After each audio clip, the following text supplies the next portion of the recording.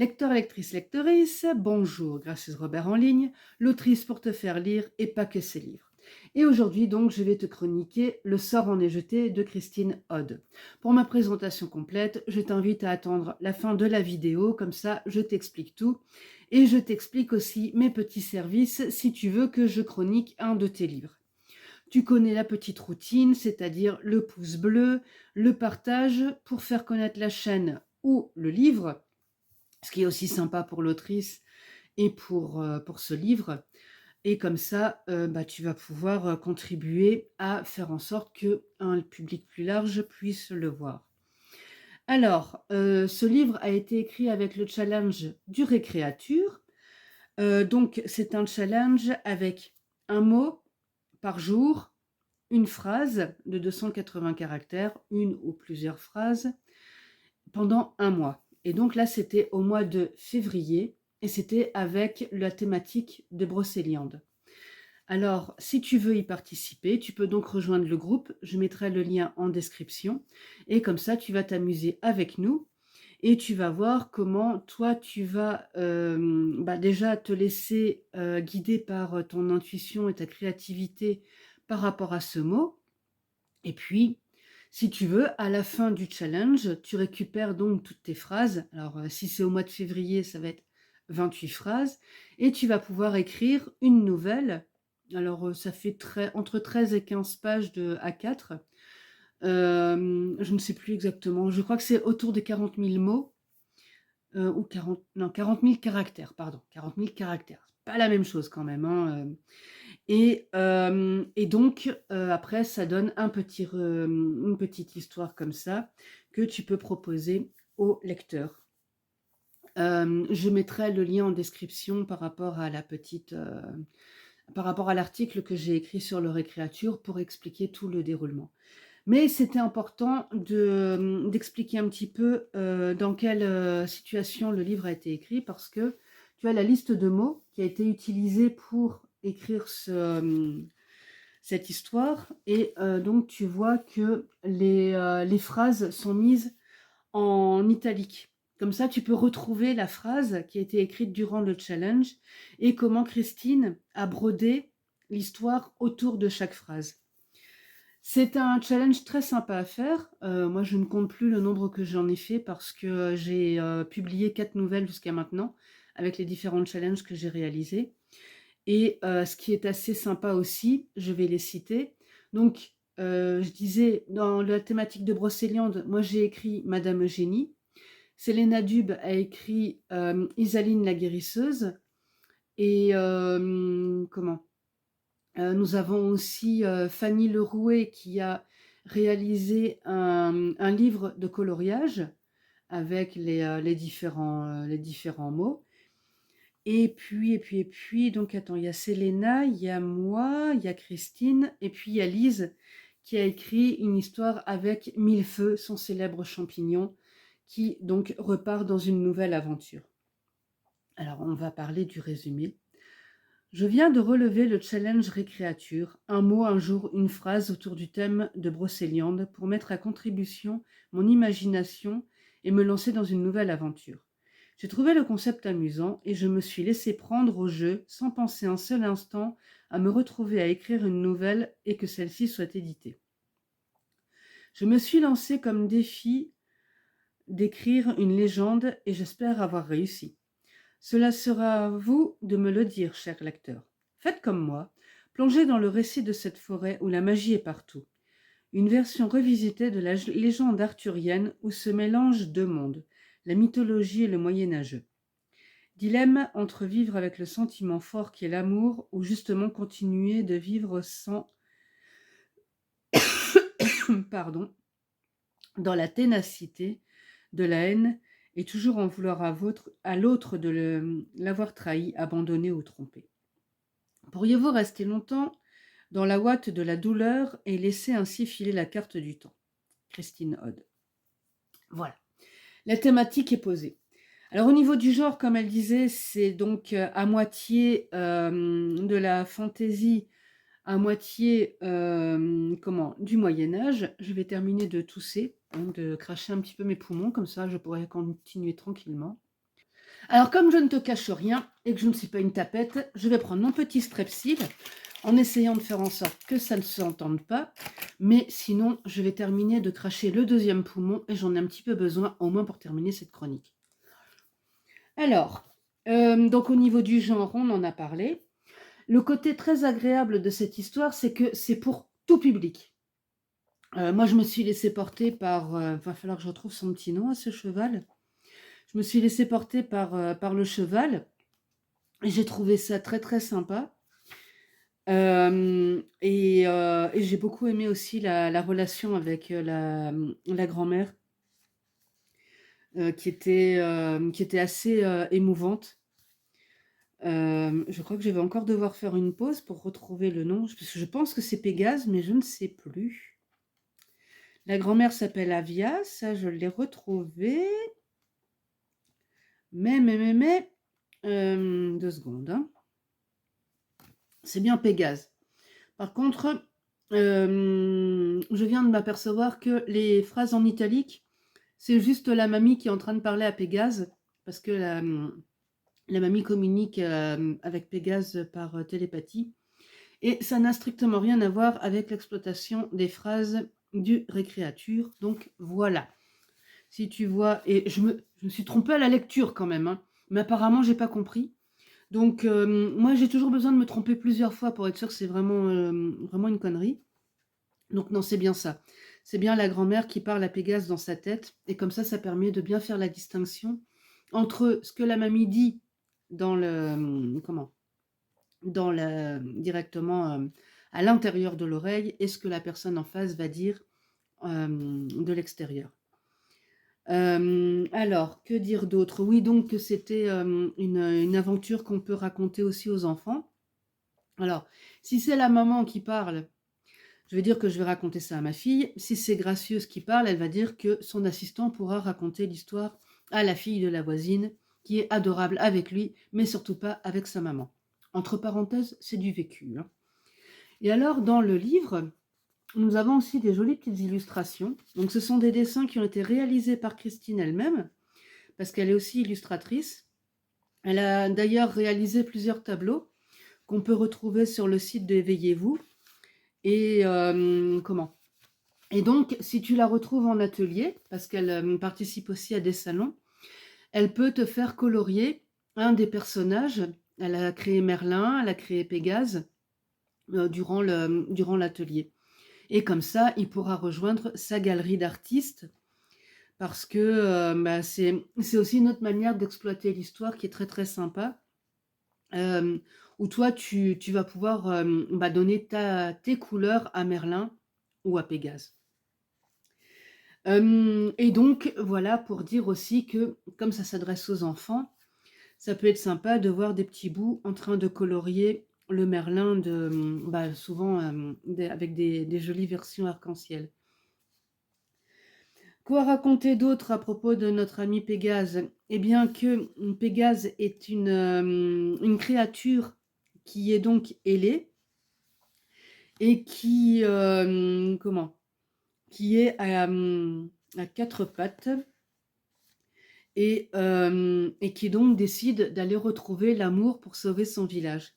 Donc hormis la quête de l'amour, alors oui, il y en a qui vont dire oui, mais la bienveillance, on en a jusque-là et tout, c'est tout le temps, faut aimer tout le monde et tout, machin, ou alors faut envoyer promener les gens, mais toujours avec bienveillance, ce que je fais particulièrement bien, je pense.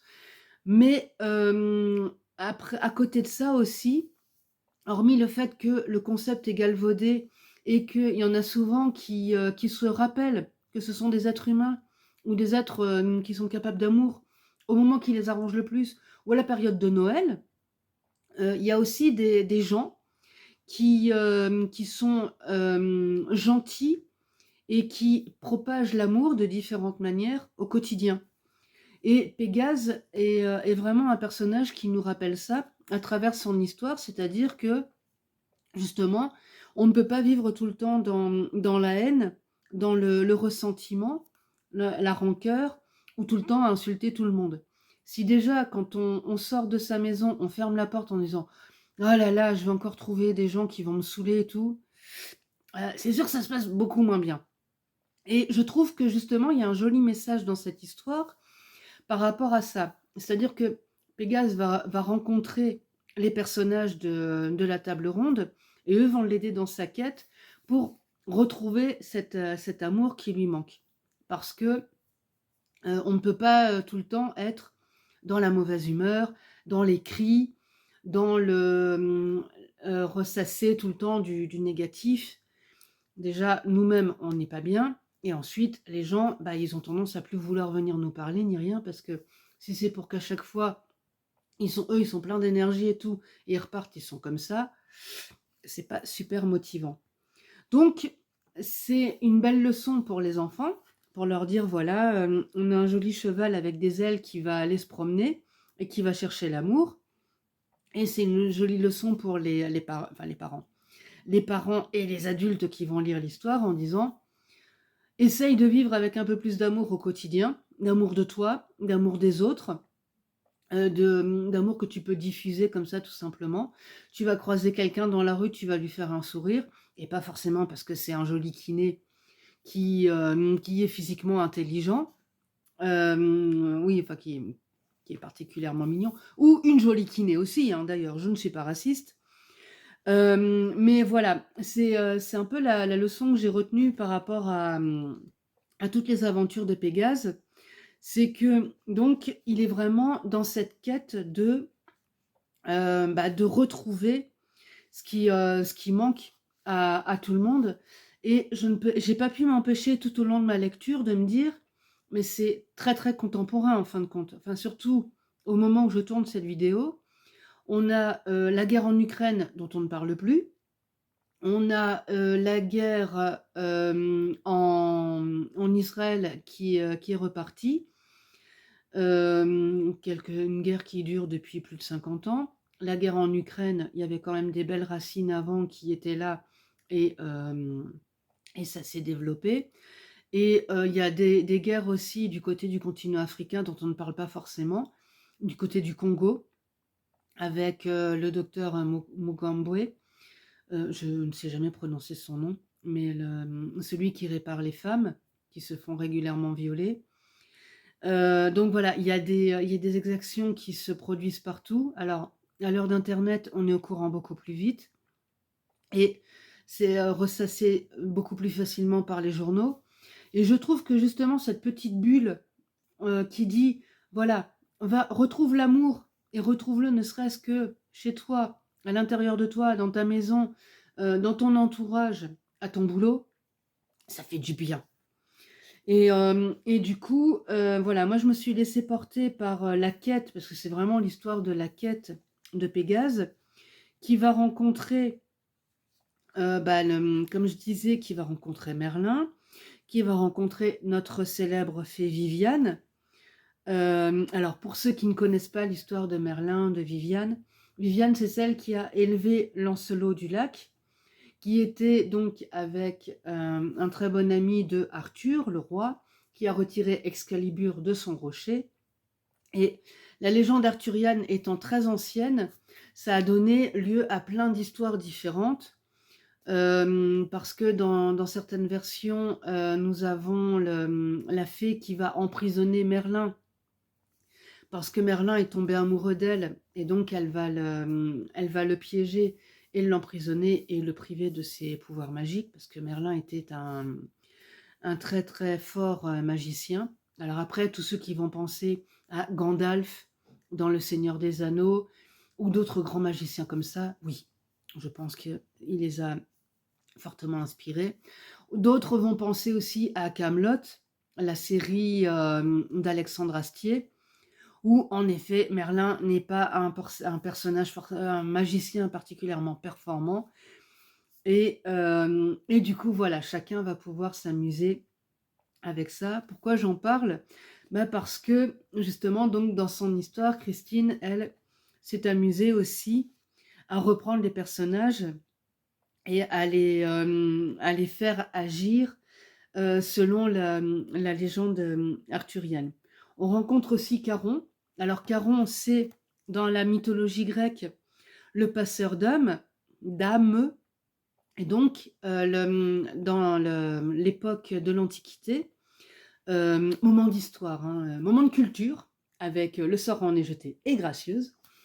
Quand quelqu'un mourait, on lui mettait une pièce sur chaque œil, parce que comme ça lui permettait de payer l'obole au passeur pour partir, alors soit dans les Champs-Élysées, si on s'était bien comporté dans la vie terrestre, soit du côté des combattants, parce que voilà, les Grecs avaient une mythologie très riche, que personnellement j'adore, c'est pour ça que je la connais quand même relativement bien.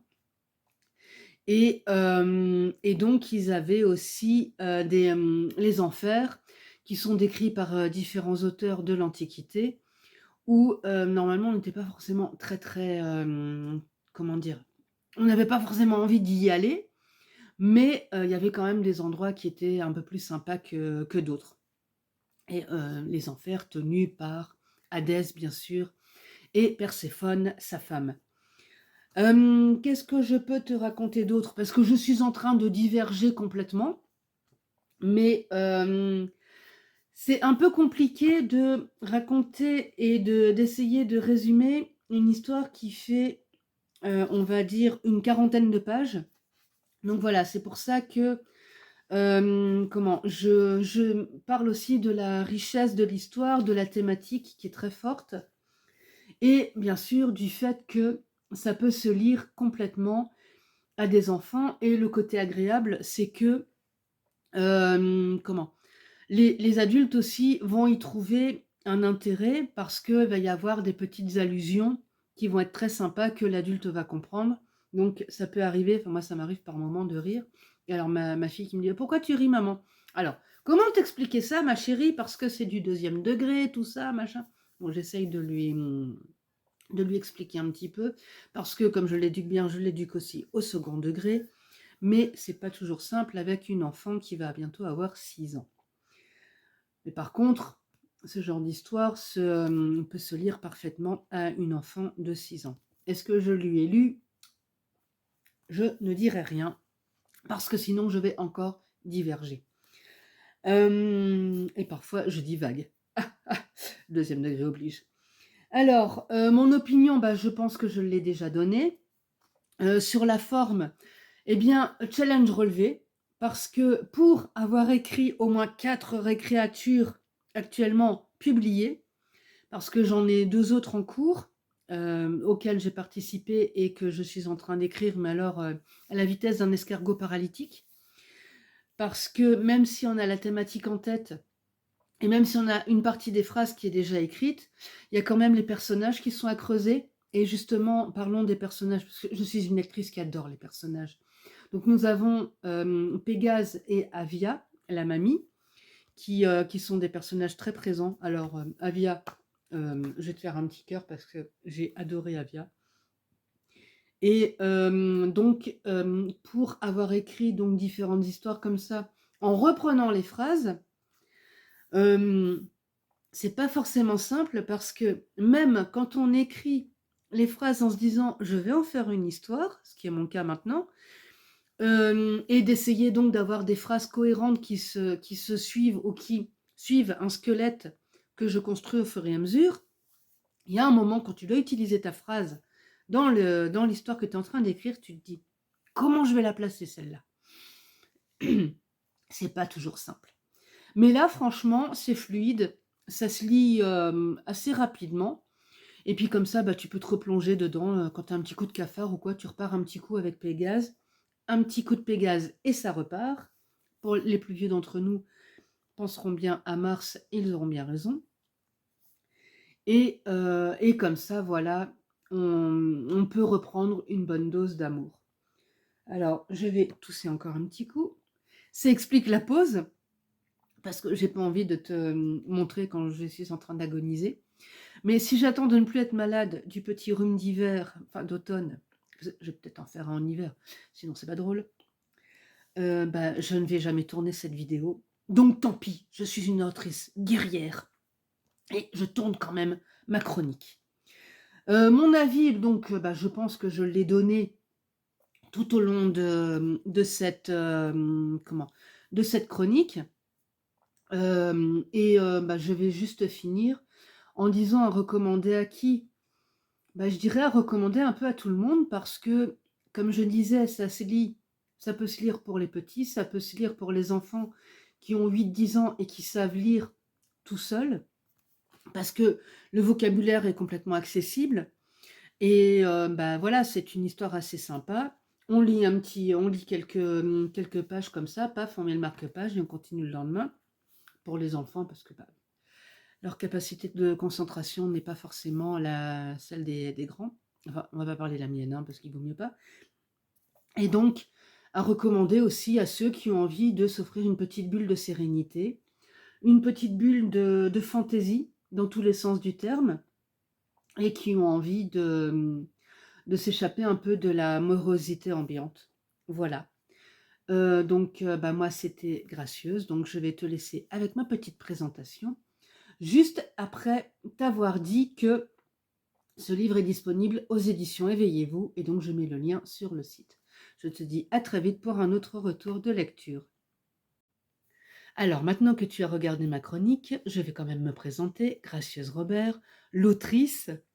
Donc moi j'écris des histoires, j'allais dire contemporaines, mais non, pas que, parce que j'ai aussi écrit une histoire fantasy, j'écris aussi des nouvelles.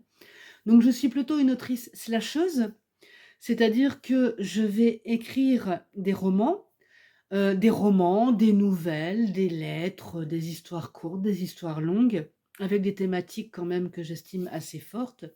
J'aime beaucoup parler de la femme, de la maternité et de la famille, parce que par exemple dans La descendance de Kilijo, j'ai quand même beaucoup abordé le thème de la famille et de la paternité. C'est-à-dire que mon personnage a eu une enfant, il apprend qu'il est père quand elle a 5 ans, et étant donné que la mère est morte, il va récupérer l'enfant pour l'élever lui-même. J'ai écrit aussi sur, dans ma vie en blog, une femme qui ne veut pas d'enfant, son amie Claire non plus d'ailleurs. Dans Les voyages forment la jeunesse, Agathe, l'amie de Clotilde et de Claire qui ne veulent pas d'enfants, elle en a 2 et elle part en voyage avec son mari parce que elle s'est aperçue qu'ils se sont oubliés en tant que couple en s'occupant de leurs enfants. Madame Eugénie, qui est une nouvelle, là par contre, c'est justement: est-on une femme si on n'a pas d'enfant? Parce que je lis quand même assez souvent que une femme est une femme accomplie quand elle a eu un enfant. Alors, tout mammifère peut avoir un enfant, ou un petit, et donc je ne vois pas en quoi quelque chose qui est naturel et qui est, je dirais, à la portée de beaucoup, la majorité, on va dire, parce qu'on ne va pas parler du cas des femmes qui sont stériles, peut donner naissance à un petit, et je ne vois pas en quoi ça va permettre à la femme d'être plus accomplie qu'une qui n'en a pas eu, que ce soit par choix ou par, comment dire? Par, biologie. Bref, donc voilà, pour présenter un petit peu ce que je fais et en quoi j'officie en tant qu'autrice. J'anime aussi des ateliers d'écriture, donc là où justement on va pouvoir aborder soit des thématiques très fortes, soit on va pouvoir s'amuser, juste à développer la créativité, prendre un petit temps pour soi, pour, jouer avec les mots et surtout aussi lire en public. Parce que, pareil, en discutant avec les gens, il y en a beaucoup qui écrivent ou qui n'osent pas écrire parce qu'ils se disent ils intéressent personne ou qui ont peur de recevoir le retour de quelqu'un. Mais, on peut faire des retours constructifs et on peut justement, en s'entraînant, améliorer pas mal de choses.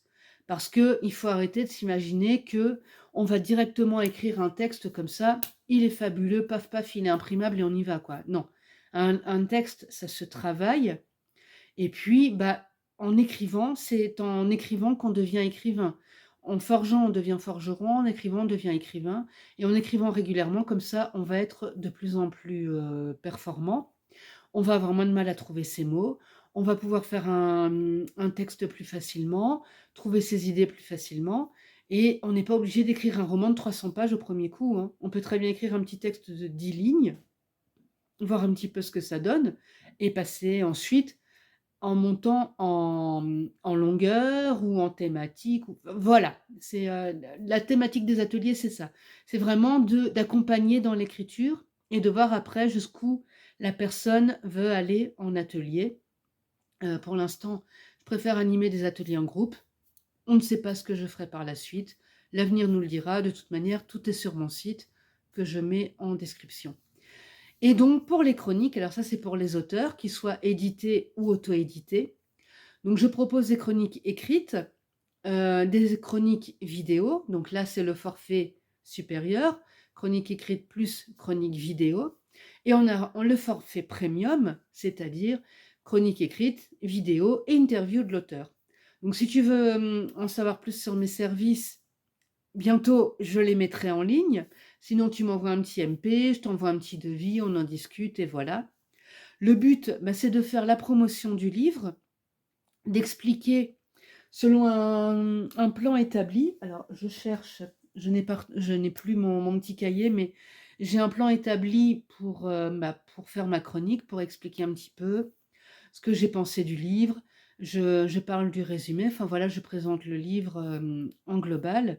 Et puis comme ça permet d'avoir du matériel pour aller faire la promotion du livre en disant: «Tiens, voilà, Gracieuse Robert l'a chroniqué, voilà ce qu'elle en a pensé». Et parfois, avec ce genre de retour, ça peut encourager des lecteurs qui aiment bien voir les retours d'autres personnes à l'acheter et à le lire. Voilà, parce que quand on est auteur, on sait à quel point un retour est précieux, surtout un retour argumenté. Voilà, moi je te laisse retourner, vaquer à tes occupations et si tu veux, des renseignements, n'hésite pas, tu m'envoies un petit mail, mon assistant te répond dans les 48 heures et comme ça, nous pouvons discuter de ce que je peux te proposer. Je te dis à très vite.